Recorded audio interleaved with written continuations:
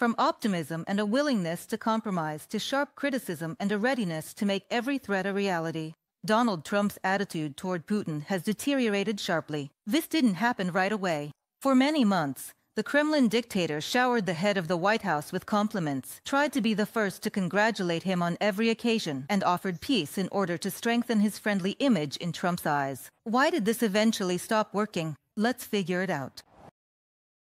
In January, right after the inauguration, Trump said that he had a good relationship with Putin and was confident that a peace deal could be reached. Already in February, they had a phone conversation, which Trump called excellent and described as the start of negotiations to end Russia's war against Ukraine. Both the Kremlin dictator and Russian propaganda tried in every possible way to flatter and appease the U.S. president. For example, Putin said that after the assassination attempt on Trump in Pennsylvania, he prayed for him for a long time as if for a close person. He also commissioned a portrait of the American leader, depicting him with his fist raised right after the assassination attempt at the rally. Putin delivered his gift through Special Envoy Steve Witkoff. In addition, the Kremlin dictator showered both Trump and his wife Melania with compliments. And for a while, this tactic seemed to be effective. Putin just said they respect your wife a lot. I said, what about me? No, they like Melania better. That wasn't good. I don't know if that was good. I'm okay with it. I'm okay. By spring, after a series of massive Russian strikes on Ukraine, Trump drastically changed his tone. He called Putin crazy and, for the first time, publicly threatened sanctions. Moreover, officials from Trump's inner circle said that this wasn't just rhetoric for the electorate, but an emotional reaction to videos of destroyed, burning Ukrainian cities. The Western press wrote that Putin was dangerously close to burning the Golden Bridge that Trump had built for him. However, at that time, it was more of a warning. Trump was still hoping that an agreement could be reached and was giving Putin a chance. Vladimir Putin doesn't realize that if it weren't for me, a lot of really bad things would have happened to Russia by now, and I mean really bad. He's playing with fire. Donald Trump, U.S. President on Truth Social. After yet another phone conversation with Putin, Trump expected real steps toward a ceasefire. But that never happened. Even after the meeting in Istanbul, when the aggressor country was, in words, preparing for the next round of peace talks, in reality it was launching hundreds of missiles and attack drones at Ukraine. The Kremlin never agreed to a 30-day ceasefire, and Putin's negotiators kept making baseless and completely unfeasible demands. And all this time, Russia continued to launch combined strikes on peaceful Ukrainian cities, not stopping the terror for even a single day.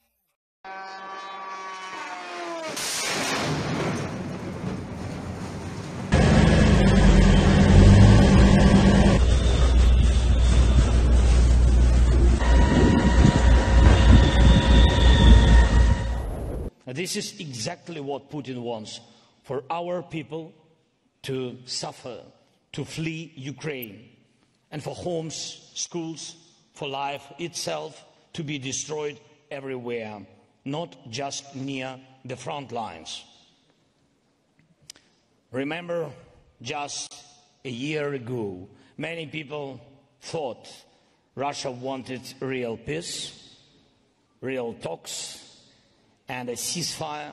Moscow was sending those signals, and it was all part of their propaganda, trying to say that Ukraine didn't want peace. But we said back then there must be pressure on Russia because it was not preparing for peace. And now everyone sees that Putin has rejected every peace proposal and is escalating the violence. Every wave of Russian attacks, the pressure from Congress and allies, as well as the Kremlin's sabotage of all peace initiatives, have ultimately led to the point where Trump seems to have no more illusions. And 500% tariffs on goods from countries that buy Russian oil, gas, and uranium may soon become a reality. The American press reports that the U.S. president is ready to sign a document on devastating sanctions against Russia, provided he gets more control over them. We get a lot of bullshit thrown at us by Putin, for you want to know the truth. He's very nice all the time, but it turns out to be meaningless.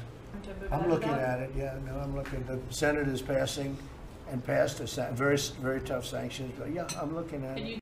Experts believe that the NATO summit in The Hague also played a significant role in making Trump's attitude toward Putin tougher and more critical. The U.S. president promised to consider providing additional Patriot air defense systems to Ukraine. He took part in discussions about military procurements for Kiev through NATO. Plus, on the sidelines of the summit, he heard many calls to action from key alliance partners. It was there that he also met with Ukrainian President Volodymyr Zelensky. The conversation lasted about an hour and was quite productive.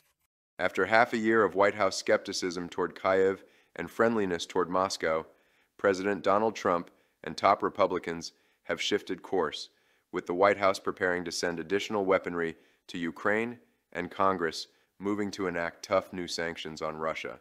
The change this week came as Trump's frustration mounted over Russian President Vladimir Putin's unwillingness to engage seriously in discussions about an end to his war on Ukraine. Trump vowed last year that he would move quickly to halt the conflict, but has been unsuccessful. From the publication of the Washington Post. At first, the Kremlin said that all of Trump's statements were due to emotional overload or that the U.S. president was poorly informed about what was happening. Then Russian propagandists called Donald Trump a figure who lacks independence and is completely dependent on those around him.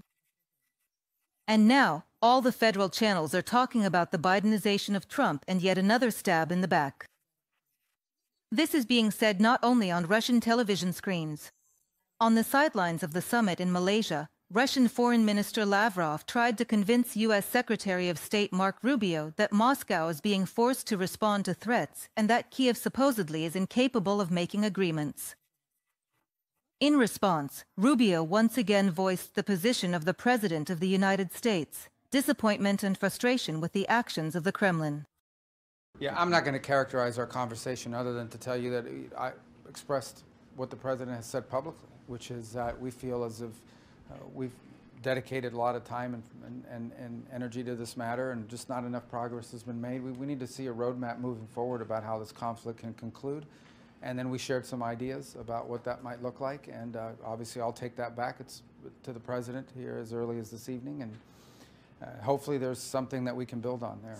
Most likely, the Kremlin will come up with more tricks to drag out the peace process. But it's unlikely now that the White House administration will believe them. At the government meeting, Trump repeated again, "Putin is always very polite with us, but it's useless." As for the bill to strengthen sanctions against Russia, Congress may begin discussing it as early as this month. And that's exactly the kind of language Putin understands well, and something that could really make him negotiate for peace.